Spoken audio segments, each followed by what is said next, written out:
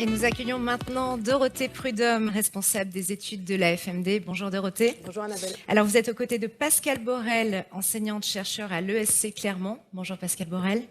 Soyez les bienvenus, je vous laisse la parole pour cette table ronde. Merci Annabelle.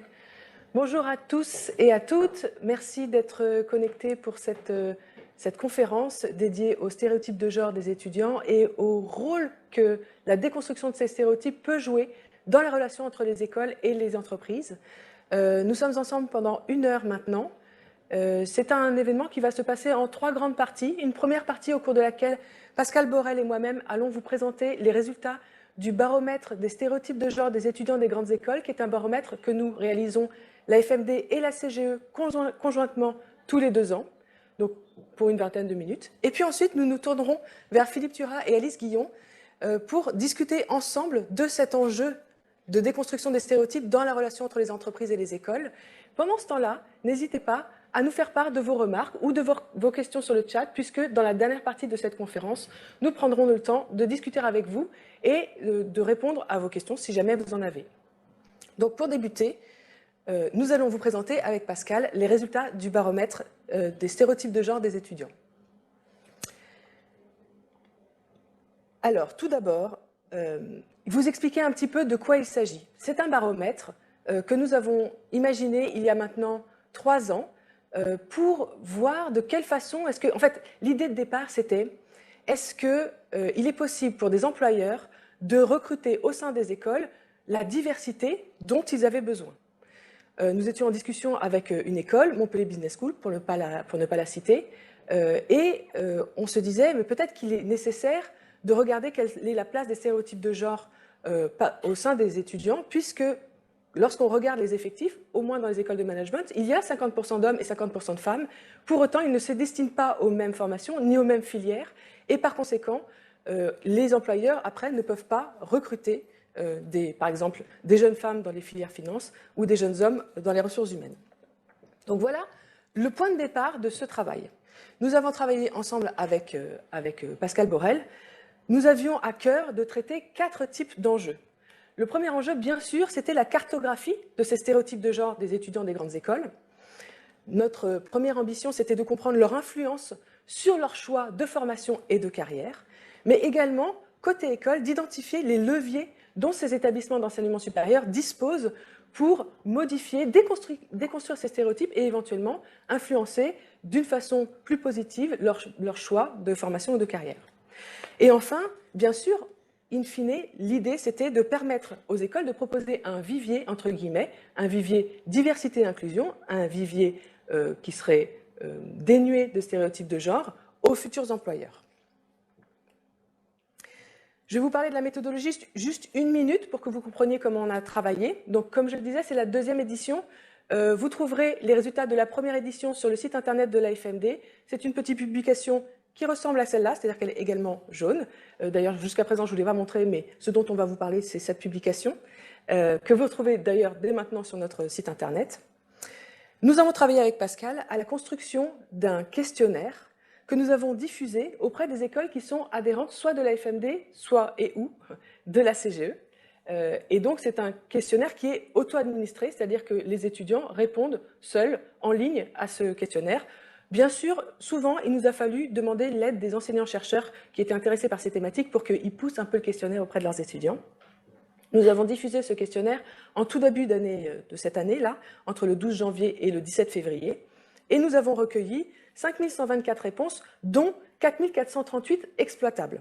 C'est très intéressant parce que c'est 2000 de plus que lors de la précédente édition, donc ça veut dire qu'il y a un engouement pour cette thématique et aussi que les écoles, petit à petit, cherchent à savoir ce qui se passe, à cartographier un peu ces thématiques de façon à pouvoir faire quelque chose pour déconstruire les stéréotypes de genre.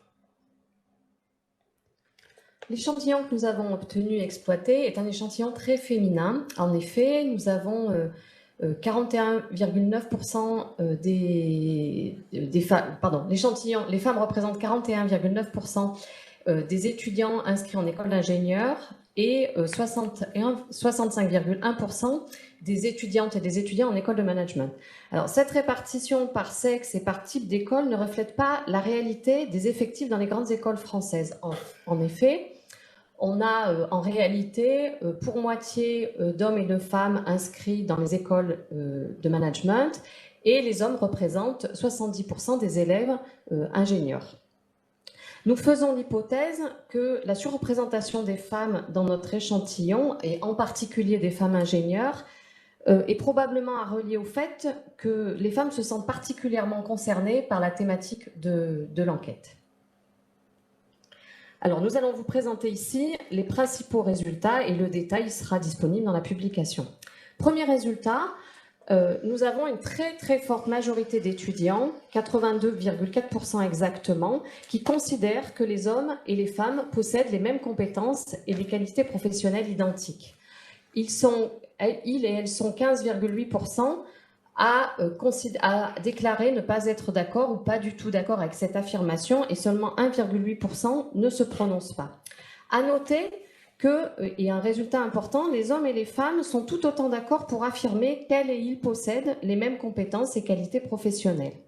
Ce premier résultat pourrait nous laisser à penser que les étudiants, la jeune génération d'ingénieurs et de managers, est dans très grande majorité dépourvue de stéréotypes de genre. Pourtant, nous allons voir que ces résultats sont ensuite contestés. En particulier, nous avons demandé aux étudiantes et aux étudiants de classer 23 compétences professionnelles en 3 catégories: les compétences dites féminines, les compétences dites masculines et les compétences dites aussi bien féminines que masculines. À ce moment-là, nous avons constaté que seuls 38,9% de l'échantillon continuent d'affirmer que toutes les compétences citées sont aussi bien féminines que masculines. Et finalement, nous avons une majorité d'étudiants, 61,1% exactement, qui considèrent qu'au moins une des compétences citées est soit féminine, soit masculine.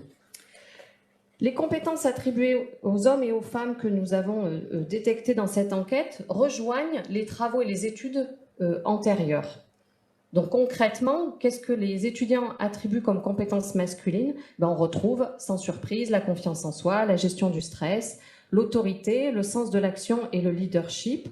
Et les compétences féminines repérées sont l'empathie, l'écoute, la sensibilité, la communication et l'organisation. Finalement, parmi les étudiants qui déclaraient que les hommes et les femmes, et en très forte majorité, plus de 80%, donc qui déclaraient que les hommes et les femmes avaient en général les mêmes compétences et qualités professionnelles, sont finalement majoritaires, 54,8% exactement, à considérer qu'au moins une des compétences citées peut être soit qualifiée de féminine, soit qualifiée de masculine. Donc finalement, nous avons seulement une minorité d'étudiants, 38,9% de l'échantillon, qui considèrent que effectivement toutes les compétences citées pourraient être à la fois qualifiées de féminines ou de masculines. Nos résultats montrent donc une contradiction entre une aspiration à l'égalité que manifeste une très forte majorité d'étudiants, plus de 80%, mais ces étudiants ont quand même des difficultés à s'affranchir des stéréotypes de genre. Nous avons également analysé les autostéréotypes et les hétérostéréotypes de ces étudiants. Alors pour mémoire, les autostéréotypes, ce sont des stéréotypes qui sont appliqués aux membres du groupe auquel une personne se sent appartenir. Et donc là, par exemple, les femmes disent à propos d'elles-mêmes qu'elles sont plus empathiques, qu'elles ont une plus grande sensibilité, qu'elles sont fortes dans la communication, alors que les hommes, eux, s'attribuent des qualités telles que la gestion du stress, l'autorité, le sens de l'action et le leadership. Nous avons également regardé quels étaient leurs hétérostéréotypes, c'est-à-dire les stéréotypes qui sont appliqués par un membre d'un groupe aux membres d'un groupe auquel il n'appartient pas, donc là en l'occurrence femmes-hommes. Donc les femmes considèrent que les hommes ont une plus grande confiance en eux et les hommes considèrent que les femmes sont douées d'empathie, de sensibilité et de communication. Ce dont on se rend compte, c'est que les hommes et les femmes qui expriment des stéréotypes de genre accordent aux femmes des compétences émotionnelles et relationnelles et peu de compétences en lien avec des savoir-faire. Les femmes sont significativement plus nombreuses à attribuer spécifiquement aux hommes la confiance en soi, ce qui n'est pas le cas des hommes au sujet d'eux-mêmes. Donc ce résultat peut être interprété comme le constat que font les femmes de leur propre défaut de confiance en elles. Et par ailleurs, les répondants masculins alimentent eux-mêmes l'idée selon laquelle ils ont les aptitudes requises pour exercer des fonctions managériales et les postes de direction. Donc c'est ce qu'on voyait, gestion du stress, autorité, sens de l'action et leadership. Voyons maintenant comment réagissent les étudiants qui sont porteuses et porteurs de stéréotypes de genre. On voit que 15,8% estiment que les femmes et les hommes ont des compétences et des qualités qui sont dissemblables. Or, parmi ces 15,8%, on voit que sont significativement plus nombreux les hommes et les étudiants des écoles de management. En réalité, un quart des hommes inscrits en école de management estiment que les femmes et les hommes n'ont pas les mêmes compétences. Et à contrario, les étudiants qui sont inscrits en école d'ingénieur sont surreprésentés parmi les personnes qui pensent que les femmes et les hommes ont des compétences et des qualités professionnelles identiques. Cette surreprésentation doit être mise en relation avec la surreprésentation des femmes ingénieurs au sein de notre échantillon. C'est ce que disait Pascal au début. 87,1% d'entre elles pensent que les femmes et les hommes ont des compétences identiques. Voyons maintenant quelles sont les perceptions que ces étudiants ont au sujet des inégalités femmes-hommes dans le monde du travail. Alors, le camembert que vous voyez en hauteur traite des chances d'occuper un métier, le métier de leur choix. Et celui en dessous traite de la chance d'occuper un poste à responsabilité. Ce qu'on voit, c'est que 58,30% des personnes que nous avons interrogées considèrent que les femmes et les hommes n'ont pas aujourd'hui les mêmes chances d'occuper le métier de leur choix. Et encore plus, 70,4% des personnes que nous avons interrogées considèrent que les femmes et les hommes n'ont pas les mêmes chances d'occuper un poste à responsabilité. Ce qu'on voit, c'est que les inégalités entre les femmes et les hommes sur le marché de l'emploi est une réalité tangible pour la majorité de l'échantillon interrogé. Leur opinion fait écho aux résultats de l'enquête Insertion 2020 de la CGE, qui montre que les femmes diplômées d'écoles de management et d'écoles d'ingénieurs ont un taux net d'emploi plus faible et sont moins nombreuses à être recrutées en CDI et à obtenir le statut de cadre, et enfin ont des salaires plus faibles que les hommes. Les femmes sont significativement plus nombreuses à déclarer constater ces inégalités d'accès à l'emploi. Elles ont donc davantage conscience des inégalités qui les touchent dans le monde professionnel. Voyons maintenant comment ces étudiants se projettent dans leur avenir professionnel.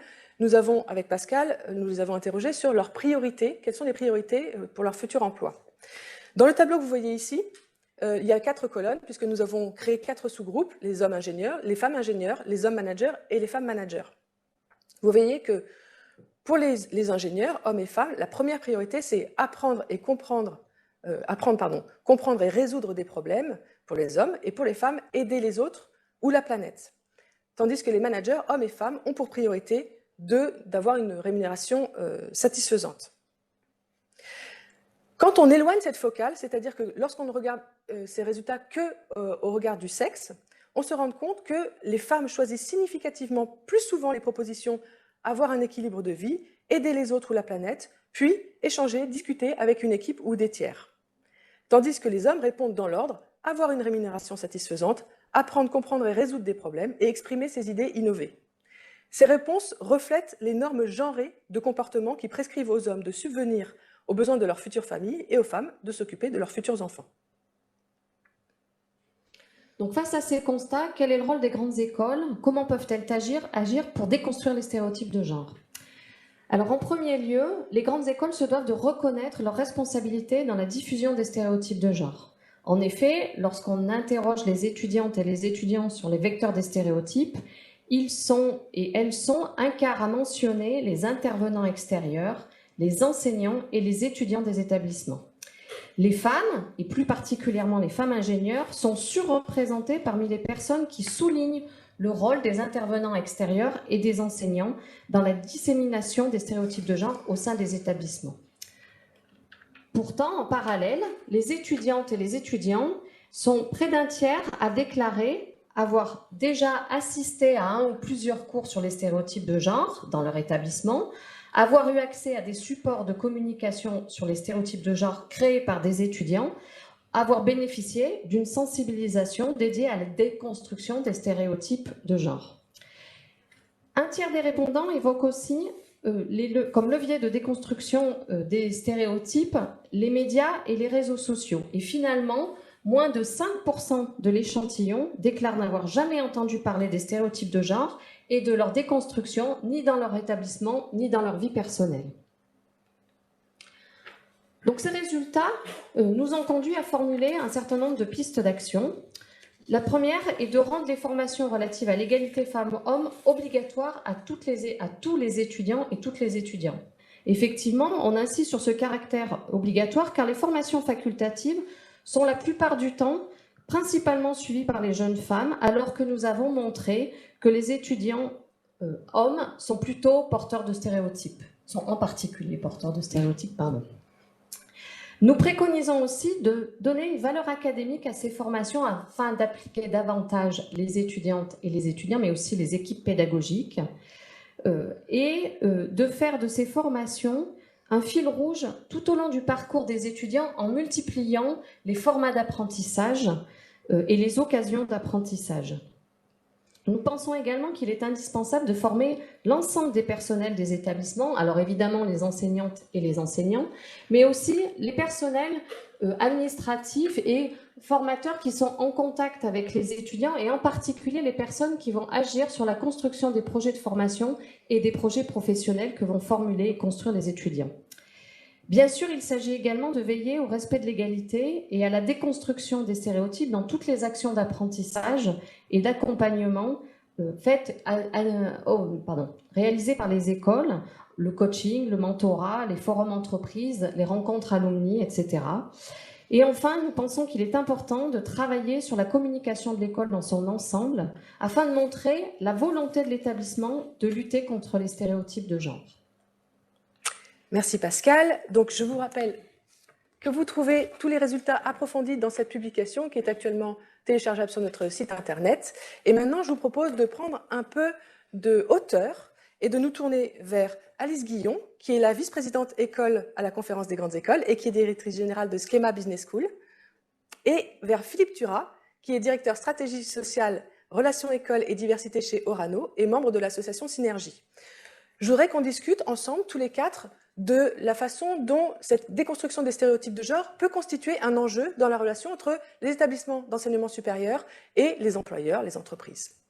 Et donc la première question que je voudrais vous poser à tous les deux, c'est si jamais vous deviez retenir une information, une donnée chiffrée parmi les résultats de cette enquête, laquelle serait-elle et pour quelle raison? Alice, est-ce que je vous laisse la parole? Oui, je vous en prie. Oui, bonjour et merci beaucoup, c'est extrêmement intéressant. Donc vraiment les résultats sont passionnants enfin moi je m'attendais pas à avoir effectivement des résultats et vous les avez bien remis en perspective. Bon, le constat est là et vous l'avez bien fait. On voit que ça va mieux, on pourra en reparler. Il y a encore beaucoup de choses à faire.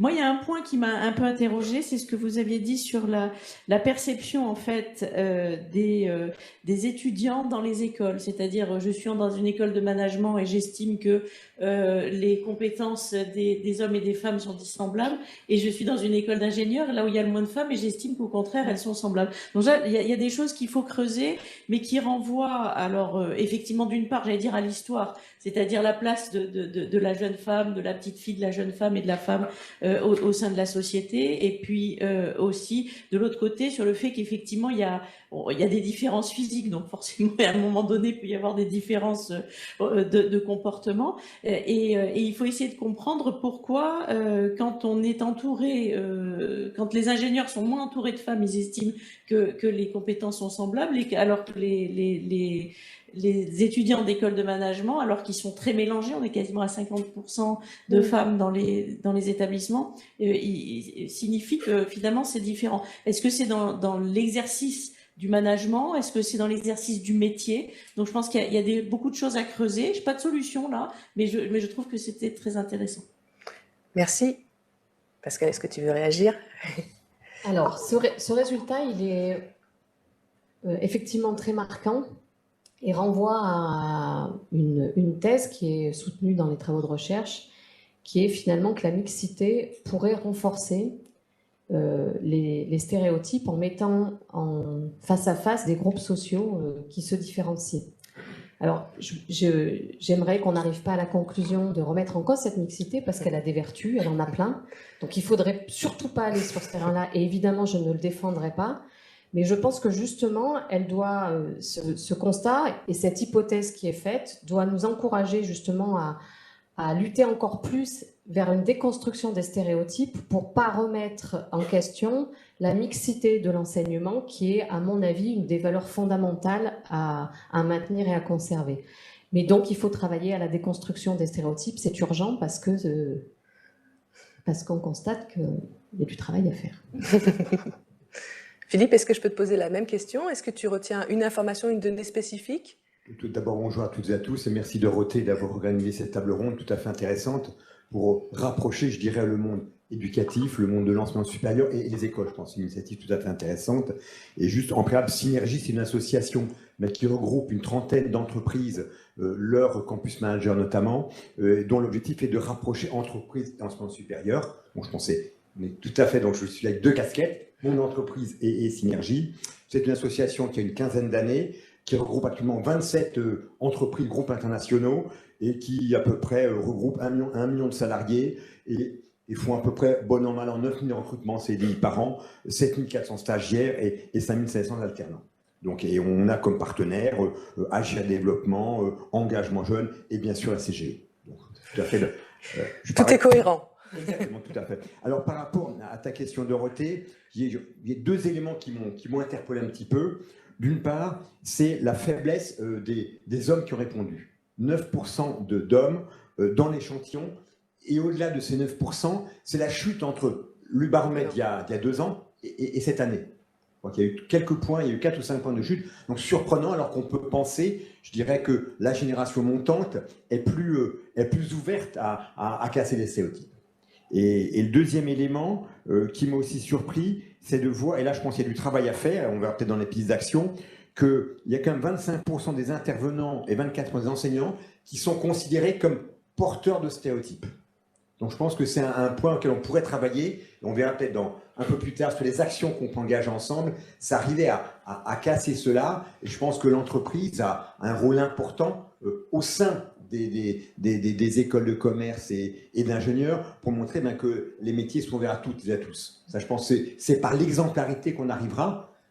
Et on dit toujours, mon entreprise, je n'ai pas de sourcils, donc comment faire pour arriver à 40% de femmes dans les organes de direction comme les prévoit le projet de loi Rixin.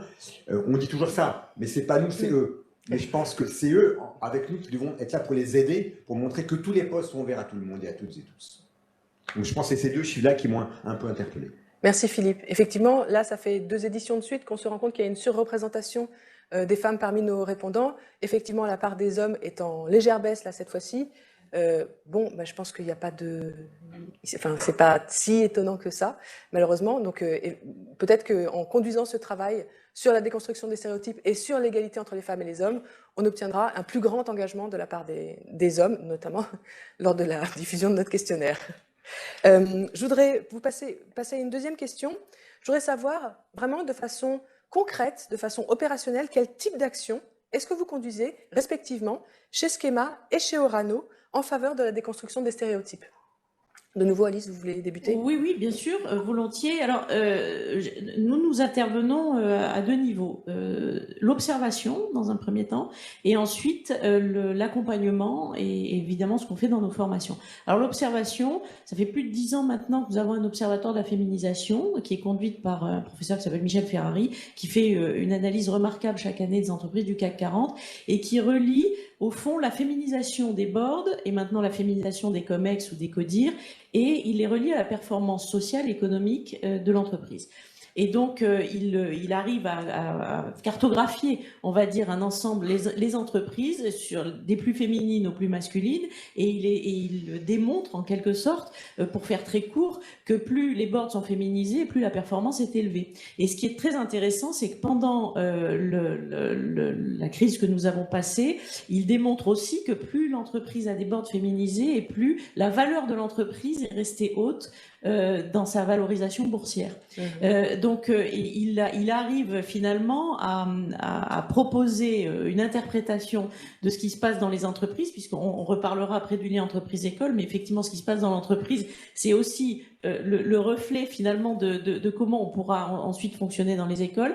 Et donc, il démontre que cette féminisation est très corrélée, et puis alors après, il revient effectivement sur il y a moins de femmes dans les écoles d'ingénieurs, donc forcément dans les entreprises, entreprises où on recrute beaucoup plus d'ingénieurs, mais on retrouve cette segmentation de 30% et 70%. Dans les écoles de management, on est à 50-50. Et donc, dans les métiers du management, on retrouve une certaine parité. En revanche, quand on arrive dans le top management et dans les boards, on s'aperçoit que le plafond de verre existe, puisque si on est quasiment à parité dans les comités de direction ou les comités exécutifs, lorsqu'on arrive dans des boards, dans des présidents et des conseils d'administration, il y a moins de femmes. Donc effectivement, et reliant tout ça à la performance, ça donne un éclairage quand même très particulier. Donc ça, c'est une première phase d'observation qui est annuelle et qui est publiée chaque année. Et puis, comme son nom l'indique. Et puis, on a un deuxième stade d'observation qui est une chaire, l'égalité homme-femme, qui est conduite par une professeure de schéma à Lille, Stéphanie Chasseriot, et là, qui travaille avec les entreprises pour effectivement se battre contre tous les phénomènes de stéréotypes, d'accès à l'emploi, de valorisation salariale, etc. Et donc, à partir de ces deux phares d'observation, un plutôt sur les étudiants et leur capacité à intégrer les entreprises, et l'autre plutôt dans des boards constitués, on a pu mettre en place un certain nombre d'actions, alors assez simples, et vous les avez très bien résumés. Évidemment, il y a tout l'aspect formation où on travaille dans tous les programmes et au travers de la chaire avec des actions de formation très ciblées sur les jeunes femmes pour leur expliquer que non, la finance, en tout cas chez nous, c'est pas que pour les hommes et la communication, c'est pas une fatalité, on n'y trouvera que des femmes. Donc ça, c'était vraiment les grands stéréotypes d'il y a 10-15 ans. Donc on travaille sur l'aspect formation et on travaille le plus efficace, je crois, c'est ce qui est sur la partie coaching et mentorat. Et nous, typiquement, les femmes dans l'enseignement supérieur, on a une association des femmes de l'enseignement supérieur qui est présidée par Sophie Béjean. Et dans cette association, on essaie aussi, on l'a vu, au travers du coaching et du mentorat, pouvoir accompagner des jeunes femmes vers des postes de direction, vers des postes d'encadrement et des postes de grande responsabilité. Et on s'aperçoit que le coaching permet de démystifier beaucoup. La formation, c'est bien, parce qu'on la pédagogie, c'est la répétition. Donc, répéter, ça permet effectivement de prendre conscience. Mais au-delà de ça, de mettre en action avec du coaching et du mentorat, des femmes pour des jeunes femmes, je pense que c'est quelque chose qui nous permettra d'avancer beaucoup plus vite. Donc voilà, on travaille à la fois sur la partie coaching, formation sur le terrain avec nos étudiantes et ça permet d'alimenter. Alors là, je pense que la synthèse de tout ça, c'est communiquer. Si on arrive à communiquer dans les écoles, dans les entreprises, et comme vous le faites là, c'est un phénoménal moyen d'aider à la déconstruction de ces stéréotypes. Donc il faut, je pense, le plus communiquer, coacher, mentorer, accompagner et puis surtout démystifier. Voilà, ça, je pense que c'est en tout cas nous ce que nous faisons à Schema, mais la communication sur les résultats des observatoires permet de faire prendre conscience à tout le monde que finalement il y a des liens, notamment sur la performance, qui sont non négligeables et il faut les prendre en compte. Merci Alice. Philippe, même question. Est-ce que tu veux nous raconter ce que fait Orano sur ces questions? Comme j'ai présenté les synergies en 2 mots, Orano, parce que c'est un nom qui est peu connu encore à ce jour, c'est la partie cycle du combustible d'enseignement Areva. Donc je pense que quand je dis ça, l'auditoire verra bien nos activités, d'une part. C'est un groupe qui pèse à peu près 17 000 salariés dans le monde, dont à peu près 14 000 en France. Je dirais un premier élément pour répondre à ta question, c'est que l'ensemble de notre politique de mixité, d'inclusion a été intégré dans des accords sociaux depuis à peu près une dizaine d'années. On a signé 3 accords sociaux, le dernier signé à l'unanimité et par notre directeur général.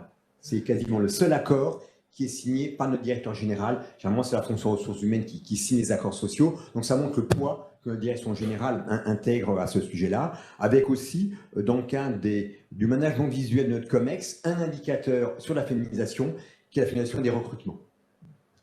Deuxième élément, des indicateurs, une douzaine, je ne vais pas tous les citer, mais le principe des indicateurs, c'est de voir qu'à tous les niveaux des étapes, je dirais, d'une femme dans l'entreprise ou d'un salarié, qu'à toutes les étapes, on ait un indicateur qui montre qu'on arrive à avoir un pourcentage à calculer sans qu'il y ait de déperdition.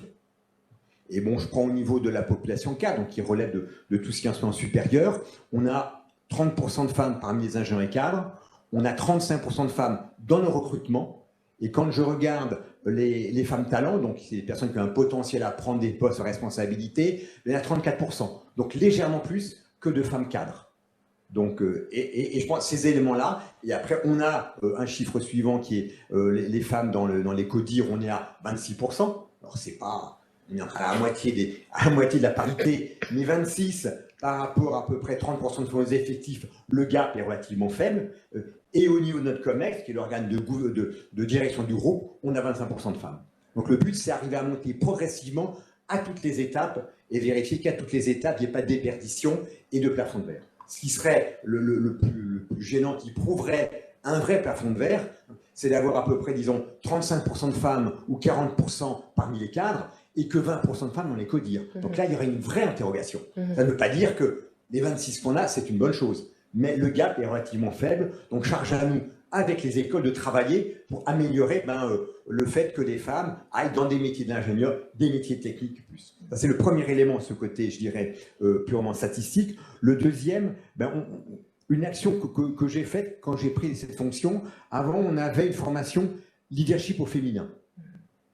Alors, on n'a pas de stéréotype, dire leadership au féminin, c'est-à-dire qu'il y a un leadership particulier pour les femmes, qui relève à tous les indicateurs que vous avez cités. Et quand je suis arrivé, après un an, c'est pas possible. Donc, on a supprimé, aux grandes dames de beaucoup de personnes et de femmes, cette formation, en la remplaçant par, je dirais, un parcours auprès de femmes talents, dont le but était de leur permettre de s'affirmer et surtout d'oser. Parce que les femmes, elles ont les mêmes compétences, que ça soit technique, comportementale, soft, skill ou autre, que les hommes, mais des fois, elles n'osent pas. Combien de fois on a un homme qui a un poste qui est disponible, il a 70% des attendus, il postule. La femme, elle attend d'avoir 125% pour postuler. Donc l'élément, c'est pas j'ai pas, mais c'est oser. Donc vraiment, cette formation, ce parcours plutôt, sert à oser, les pousse à oser. Et deuxièmement, on l'accompagne, vous parliez de mentorat, je pense que c'est tout à fait important, que l'ensemble de ces femmes talents soient mentorées par des membres de CODIR, hommes et aussi femmes, bien sûr. Troisième élément aussi, ça a été dans nos usines, faire ce qu'il faut pour féminiser les équipes postées. On a des usines, comme dans la métallurgie ou autre, on avait à une époque quasiment que des hommes en équipe postée. Quand j'étais DRH de la Hague, la première fois que nous voulons mettre des femmes en équipe de poste, on a eu le service médical qui était contre. Les femmes sont fragiles, il faut les protéger. Certains syndicats étaient contre, donc, et le corps social était contre. Et l'inspection du travail. C'était il y a 20 ans. Maintenant, on a à peu près 150 femmes postées et des femmes chefs de car. Donc, c'est montrer que les métiers sont tous ouverts et on fait après ce qu'on appelle des sémons de job où on présente des jobs pendant 3 minutes et on essaye d'avoir des femmes sur le métier masculin, une ingénieure en génie civil. Génie civil et communication, c'est un peu... On a fait cette vidéo d'avoir une femme maintenancière qui fait de la maintenance, donc en équipe postée, ou alors des femmes en radioprotection. Donc c'est par ces exemples-là, et ça c'est en interne chez nous, et après c'est tout simplement que des femmes aillent présenter les métiers dans bien sûr les écoles d'ingénieurs, mais en amont, dans les lycées, voire dans les collèges, montrer aux jeunes filles dans les collèges, parce que c'est à ce niveau-là, voire même plus tôt, on pourrait dire encore en primaire, montrer bien que les métiers, tous les métiers sont ouverts à toutes et à tous et à toutes, en principe. Et c'est par ce biais-là qu'on arrivera. Donc, j'ai laissé un travail de longue haleine, même commencé à la maternelle. Je dirais même, je rappelle, Madame ministre a signé il y a 1 an une charte avec les producteurs de jouets. Avant Noël, c'est la 2e fois que la charte a été signée, clairement pour que les jouets ne soient plus sexués ou stéréotypés. Et ce qu'il faut voir, c'est que chez Toys R Us ou d'autres magasins de jouets, on n'est pas à gauche les jouets des filles, à droite les jouets des garçons. Ça, je pense, ça commence à ce niveau-là. Parce qu'à 25 ans, on discutait avec vous, madame, à 25 ans, faire des formations sur les stéréotypes, c'est presque trop tard. C'est à la maternelle qu'il faut le faire. Voilà un peu les quelques éléments que je souhaitais vous préciser. D'accord, c'est très intéressant parce que justement, je voulais juste approfondir cette question parce que vous n'avez pas cité spécifiquement ni l'un ni l'autre de formation, de sensibilisation sur la question des stéréotypes, ou en général, ou sur la question des stéréotypes de genre. Est-ce que c'est parce que c'est pas adapté, ou est-ce que c'est quelque chose qui est tellement évident que vous le faites et du coup vous ne le citez pas? Enfin, est-ce que c'est des choses que vous avez mis en place dans vos organisations respectives? Alors, de formation spécifique stéréotype, non, mais des formations sur l'égalité des chances, la diversité, l'inclusion. Et plus qu'une formation. Alors, bien sûr, on a fait récemment une formation sur tout ce qui est, je dirais, la prévention agissement sexiste, harcèlement sexuel ou autre. Et dedans, on a commencé par les stéréotypes. Parce que si on ne travaille pas, je dirais, au bas de la pyramide, on n'arrivera pas à avancer. Il faut éviter tout ce qui est stéréotype pour éviter, je dirais, le sexisme primaire et ainsi de suite. Donc, je pense qu'il ne faut pas une formation spécifique, mais que ça soit un élément d'un tout. Et après, montrer surtout les choses. Moi, je suis parfaitement d'accord avec ce que vous dites. Il n'y a pas de formation spécifique sur les stéréotypes. En revanche, il y a beaucoup d'enseignements qui démarrent avec la présentation des stéréotypes et donc tout un travail pour la déconstruction et pour reconstruire et avoir une dynamique pour prendre conscience déjà. Je crois que la prise de conscience par les étudiantes et les étudiants au sein de classes mixtes, c'est très important de regarder le constat, de s'apercevoir qu'il y a effectivement des différences. Ils le savent, mais quand on voit les chiffres, c'est encore mieux.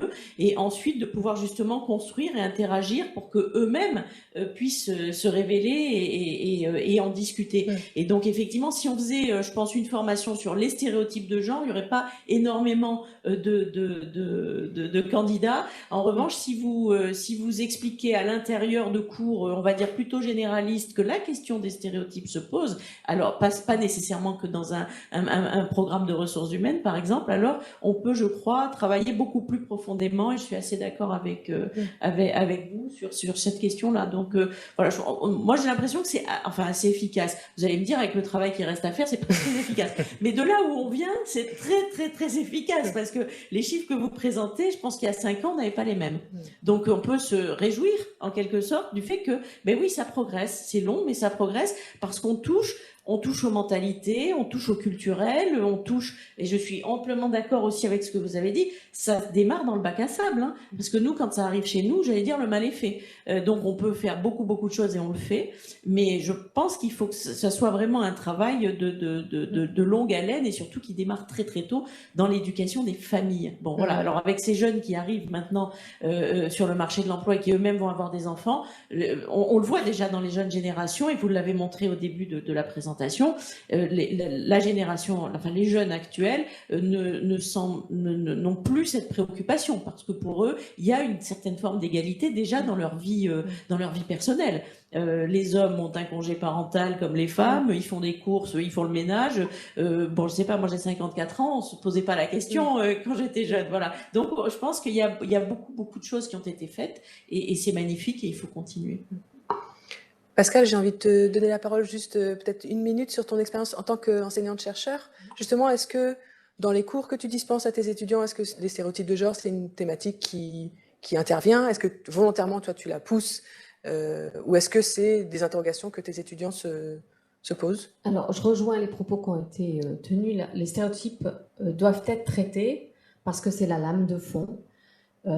Comme les rôles sociaux, mais il faut les traiter au service de quelque chose. Et dans nos écoles, alors je pense que voilà, ça a été dit, dans nos écoles, il faut multiplier les formes d'apprentissage, les objectifs, parce qu'on a le stade de la sensibilisation, de la formation et de la mise en œuvre.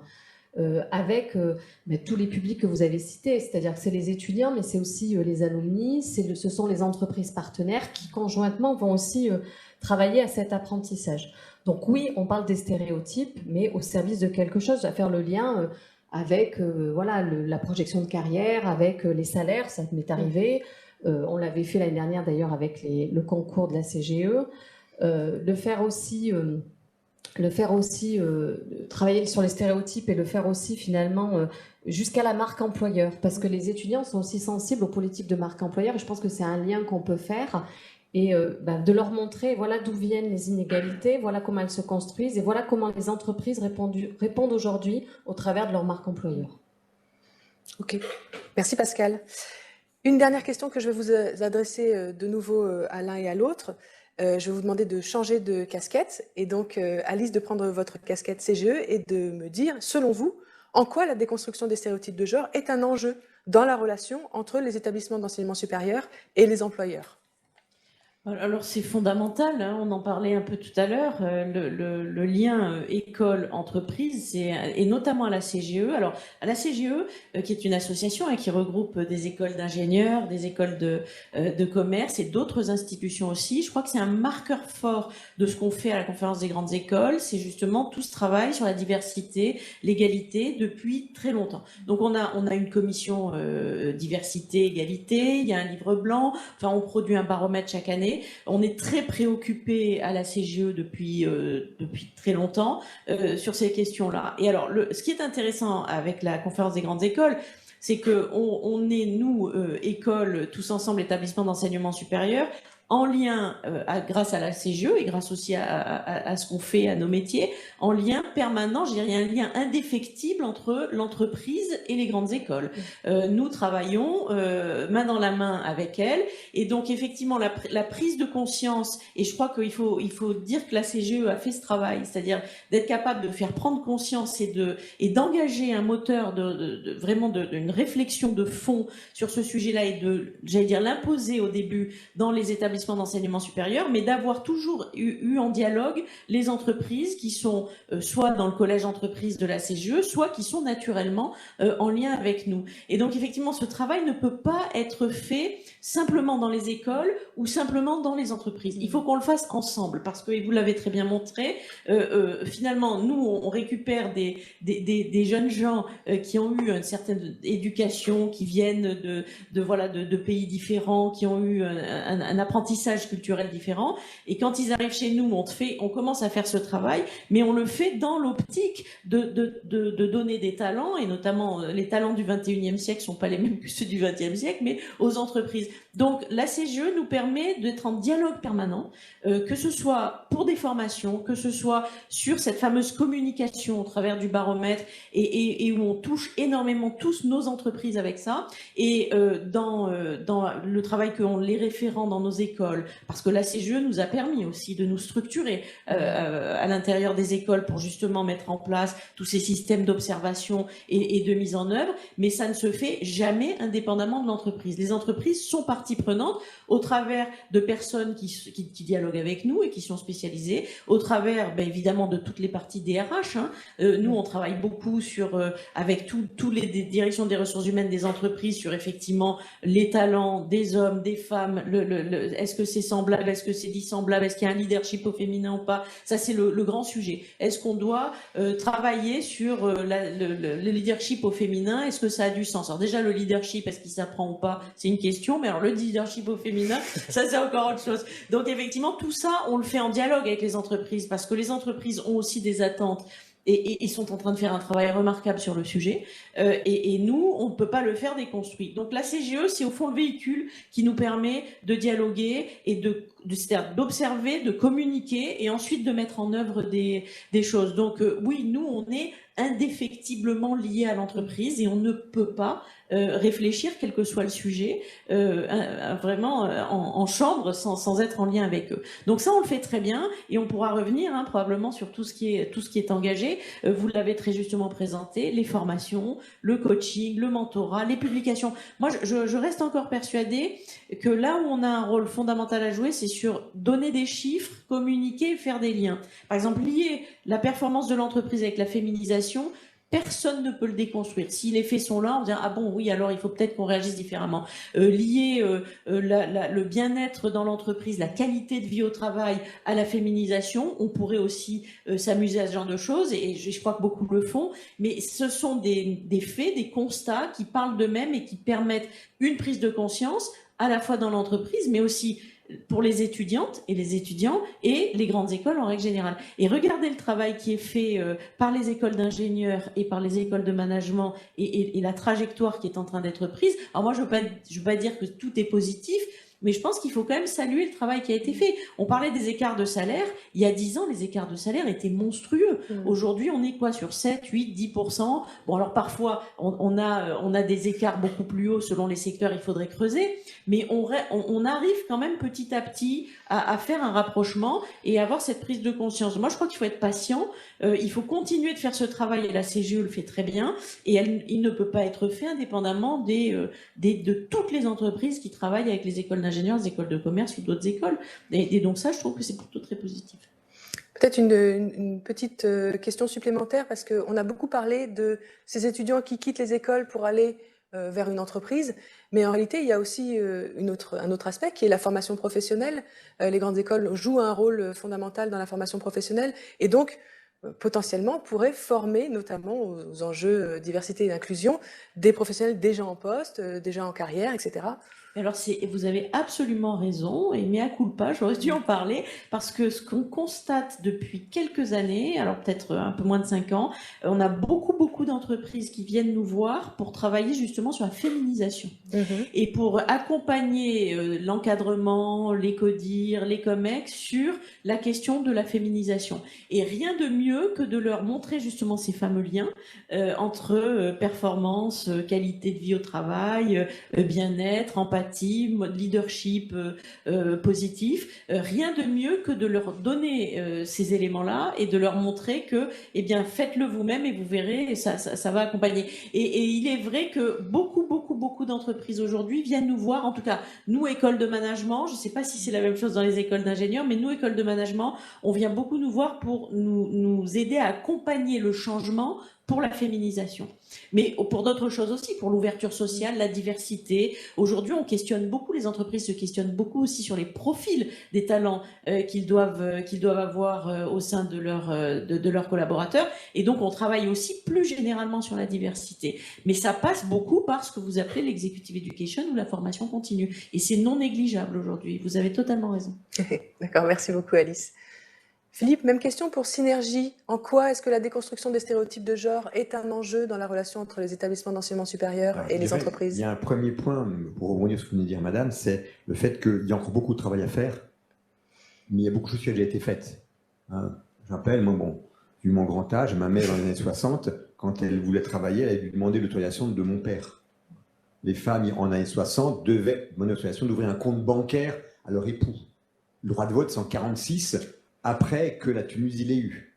Donc, rappelons-nous qu'il y a encore 60 ans, où est-ce qu'on était? Alors, il y a encore beaucoup de choses à faire, c'est évident, et ces écarts qui restent sont trop importants, mais voyons déjà tout le travail qui a été fait. Il ne faut jamais dire, c'est affreux, mais voyons tout ce qui a été fait par le passé. Et c'est en voyant ce qui a été fait par le passé qu'on arrivera à avancer plus vite. Là, je pense que c'est un premier point.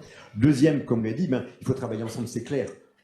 CGE a une commission diversité. Je prends le cas de Synergie, une association qui travaille sur le rapprochement école-entreprise. Et nous, ça fait que depuis 1 an et demi qu'on a un gros travail sur la diversité. Donc, on avait abordé d'autres sujets. Aussi, après tout, mais c'est bien, mais après tout, on en parle toujours. Mais pourquoi est-ce qu'on ne met pas quelque chose en place? Et on vient de le mettre en place. Et à ce titre-là, je suis venu aujourd'hui à cette table ronde. Donc ça, je pense que c'est une prise en compte importante de notre association. Et ce qu'il faut faire, je dirais, c'est des actions, sans faire une salle à Prévert, mais c'est déjà que quand on a quand même pas mal de professionnels qui interviennent dans des écoles, que ce soit en formation initiale classique, en alternance pour des Master 2, des Bac plus 5, voire des contrats de pro en Bac plus 6, mais c'est que les personnes qui aillent, c'est l'effort d'avoir des femmes sur des métiers masculins. Donc l'exemplarité, quand les étudiantes surtout, verront que des femmes sur des métiers techniques viennent faire des cours, viennent faire des TD ou autres, ou quand des étudiants viennent visiter nos installations, que ce soit des femmes qui leur fassent visiter, je pense que c'est par ce côté-là qu'on se doit de renforcer les choses.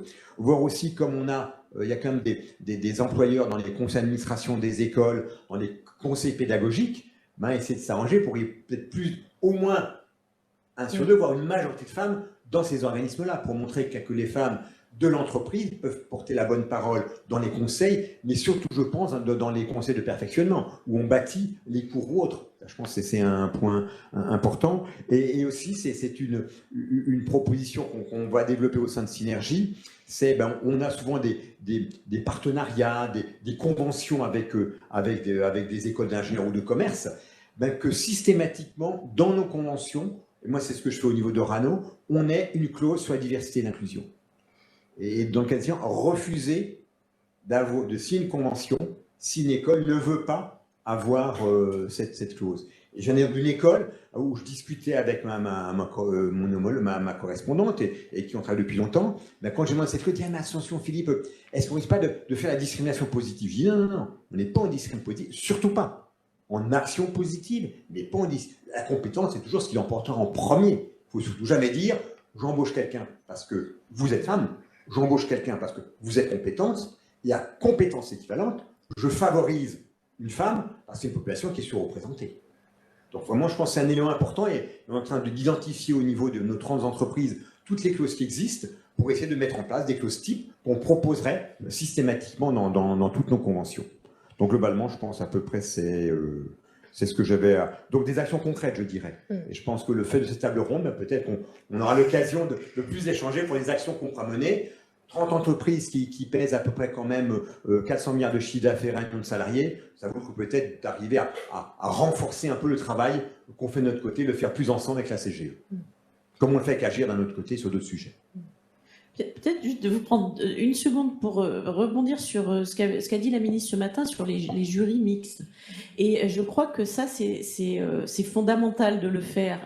Alors, nous, quand on recrute des étudiantes ou des étudiants, mais aussi dans les entreprises. C'est-à-dire que quand on a des comités de sélection ou de promotion qui sont composés que d'hommes, forcément, et c'est pas de dire qu'ils sont méchants et qu'ils font exprès, mais forcément, il y a une attention particulière pour aller privilégier des hommes. Et donc, je crois que ça, c'est une rigueur à donner et à s'imposer à la fois dans les jurys de sélection, dans les écoles et aussi dans les entreprises. Il faut que les jurys soient mixtes parce que ça permet aussi, et comme vous l'avez très justement dit, de montrer aux femmes que oui, on peut être sélectionné et donc il n'y aura pas de discrimination positive parce qu'on ne dira pas devant un jury d'hommes, ils m'ont pris parce que j'étais une femme, donc c'est pas parce que je suis talentueuse, mais c'est parce que il faut que je remplisse un quota. Si vous avez des femmes et une égalité dans les jurys, on comprendra un peu mieux qu'on juge la compétence, le talent, la capacité, le potentiel, etc. Donc je crois que c'est un point très concret. Il faut vraiment arriver à imposer, ou en tout cas à encourager le plus possible à tous les niveaux de jury de sélection mixte. J'ajoute juste un tout petit mot. En plus d'être la co-auteure de la publication qu'on vous présente aujourd'hui, Pascale Borel est également la co-auteure du livre blanc de la CGE. Est-ce que tu veux dire un tout petit mot à ce sujet, juste pour dire qu'il existe et dire un peu ce qu'il y a dedans ? Le lien avec notre enquête d'abord. Mais vas-y. Il me semble, en fait, tout ce que vous avez mis en avant, tout ce qui est fait à la fois par les écoles, la CGE et les entreprises. Et je trouve que ce qui est important, c'est le chemin. Il y a du chemin qui a été parcouru, vous l'avez souligné, et c'est important. Mais il faut le faire savoir, parce que je trouve que dans notre enquête, un résultat majeur, c'est aussi de montrer, en fait, il y a cette contradiction entre cette aspiration à l'égalité, plus de 80% déclarent que les hommes et les femmes ont les mêmes compétences, et finalement, il y a cette désillusion de dire que on n'a pas les mêmes chances d'accéder à des postes à responsabilité, et cette désillusion, je crois qu'elle est de notre devoir aussi aujourd'hui de la combattre, et de montrer que si c'est possible, mais ça veut dire qu'il faut communiquer sur toutes ces actions, parce que cet écart me semble être trop important encore. Tu veux dire un petit mot sur le livre blanc ? Alors le livre blanc, mais c'est aussi une source d'inspiration parce que il rassemble. Le livre blanc, il a été fait pour faire un diagnostic un peu de ce qui a été fait, faire le bilan. La charte avait été signée en 2013. On était presque pas tout à fait 10 ans après. On s'est dit bon, il est important maintenant de regarder ce qu'on a fait. Quel chemin a été parcouru justement. Donc le livre blanc rassemble dans tous les domaines de l'école, que ce soit dans sa structure même en tant qu'entreprise, dans sa stratégie, mais aussi dans son personnel, dans sa politique de recherche, dans sa politique d'enseignement, dans ses relations avec les entreprises, tout ce qui peut être fait, tout ce qui est fait par nos écoles, c'est très illustré, donc je pense que c'est aussi une source d'inspiration. Et il y a notamment de très nombreux exemples d'actions en faveur de l'égalité femmes-hommes conduite dans les établissements membres de la CGE. Et vraiment, je vous invite à le consulter parce que c'est vraiment très intéressant. Est-ce que vous voulez ajouter un petit mot avant qu'on prenne les questions que nous avons reçues dans le chat ? Non, très bien. Alors, allons-y. Manon, bonjour. Manon qui est chargée d'études et de projets à la FFD et qui est aujourd'hui la personne qui nous transmet les questions du chat. Bonjour. Alors, une première question de Stéphanie Gadbin qui se demande comment évolue la question de l'inégalité des salaires entre hommes et femmes. Sur ce point-là, je dirais donc, vous l'avez cité, donc actuellement, si on prend, il y a 3 chiffres à voir. La masse salariale, hommes et femmes, quand on dit sur le nombre de personnes, on a 25% d'écart. mais on mélange des choux et des carottes. C'est aussi alors, ce propos-là. Quand on prend à temps de travail équivalent, parce qu'il y a plus de femmes à temps partiel, parce que les femmes ne sont pas sur le même métier, et des fois sur le métier moins rémunéré. Si on prend un temps de travail équivalent, on est à peu près à 15%. Et si on prend à peu près à poste et à responsabilité équivalente, on a un écart de 8 à 9%, qui diminue, mais il diminue trop doucement. Donc, ça c'est le chiffre, on est à 8 à 9% à poste équivalent. Donc, dans ce sens-là, un index a été mis en place, et Madame la ministre l'a précisé, c'est Madame Pénicaud qui a sorti l'index égalité professionnelle, qui maintenant va s'appliquer avec la loi Rinxin au niveau des écoles, si j'ai bien compris.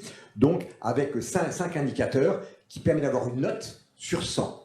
Et ces indicateurs, cet index est communiqué sur les sites des entreprises, avec des éléments sur le pourcentage d'augmentation, le pourcentage de promotion. Donc, il y a quand même des actions assez proactives pour améliorer les choses. Et si on est en dessous d'une note de 75, on doit faire un plan d'action. Et si dans les 2 ans, on n'a pas fait le plan d'action, on a une pénalité financière. Donc, la loi devient de plus en plus exigeante sur le sujet, parce qu'un élément, je dirais, que les femmes n'aient pas les mêmes postes, ça c'est aussi une question, je dirais, d'historique, de culture, comme on le disait très bien.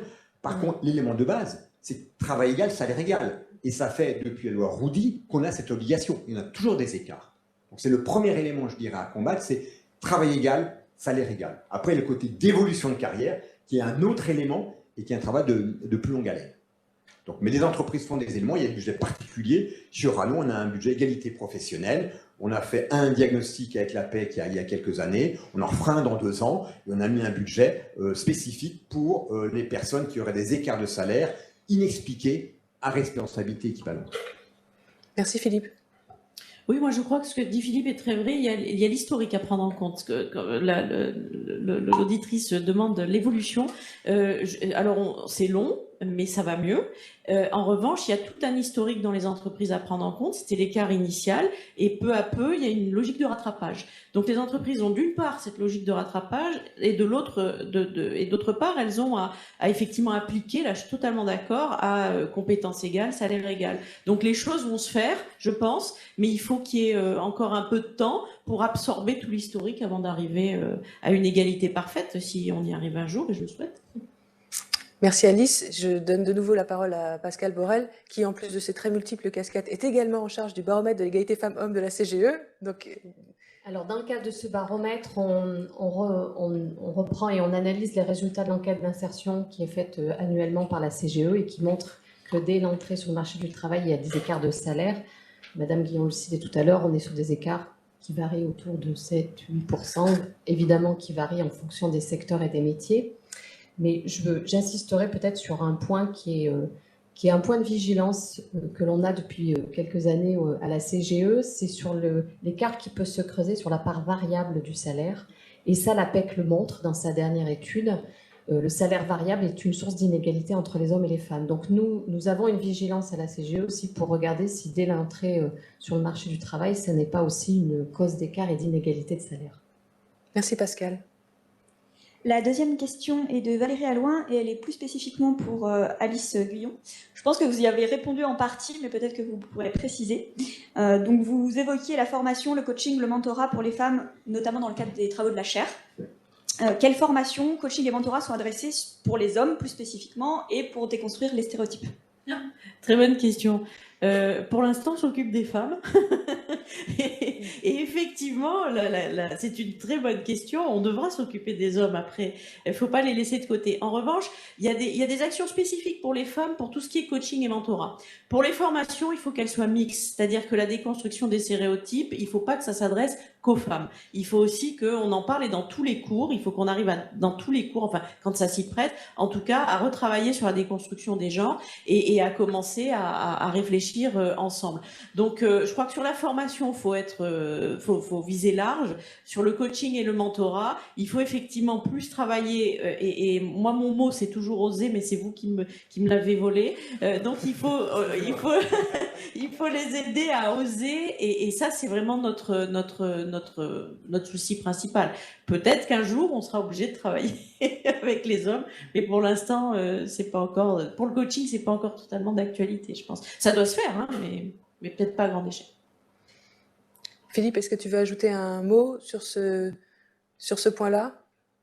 Je dirais, c'est vrai, d'abord, c'est comme Joanne qui l'a repris, c'est oser permettre aux femmes de bien valoir leurs compétences. Avec mes compétences, je peux aller sur ce poste-là, c'est le premier point. Mais j'ai parlé du programme Femmes Talent, mais on a quand même des remontées. Tiens, mais comment ça se fait? C'est que pour les femmes, il faut qu'on fasse aussi un peu attention à ce côté-là. Et on se pose la question de faire des programmes voisins, peut-être un peu différents, aussi pour les hommes talents. Donc ça, je pense qu'il faut faire attention à ne faire que des actions pour les femmes. Ça peut des fois avoir un effet contre-productif. Donc il faut bien savoir doser le trop et l'ennemi du bien. C'est clair. Donc là, on se pose la question pour l'année prochaine pour engager un programme pour les hommes talents. Et je vais en profiter pour vous dire que si jamais vous voulez conduire des politiques d'inclusion et donc ne pas travailler en silo, vous pouvez vous reporter aux publications de la FMD, celle que nous avons présentée hier, mais également celle qui est sortie en 2018, et les deux sont téléchargeables sur notre site internet. Je vais aussi vous dire maintenant, pour conclure cette table ronde, que le baromètre AFMD-CGE est diffusé tous les 2 ans, donc je parle aux écoles qui sont parmi les auditeurs et auditrices de cette table ronde. Tenez-vous prêts, on va revenir vers vous, Pascal et moi, pour vous proposer une nouvelle édition dans peu de temps. Et donc, comme je disais, vous allez retrouver cette publication. Si jamais vous travaillez dans une organisation qui est adhérente de la FMD, vous allez la recevoir directement dans votre boîte aux lettres. Si jamais ce n'est pas le cas, je vous invite à aller sur notre site internet puisque vous pouvez la télécharger dès maintenant. Je vous remercie tous et toutes d'avoir participé à cette table ronde et je vous souhaite à tous une très bonne journée. Merci. Merci. Merci.